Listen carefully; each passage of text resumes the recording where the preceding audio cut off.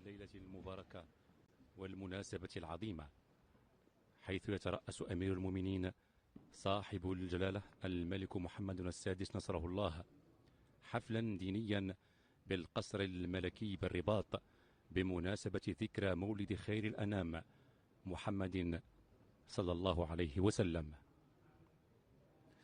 ليلة مولد الرسول صلوات الله وسلامه عليه ذكرى مولد النور ومقدم الهدى وفيها تفيض القلوب شكرا وتزهو الأرواح فرحا بمولد خير الخلق ورسول الحق محمد ابن عبد الله صلى الله عليه وسلم.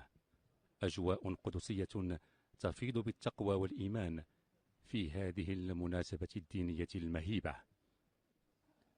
وأمير المؤمنين يسير على نهج جده المصطفى الأمين صلوات الله وسلامه عليه. لايكي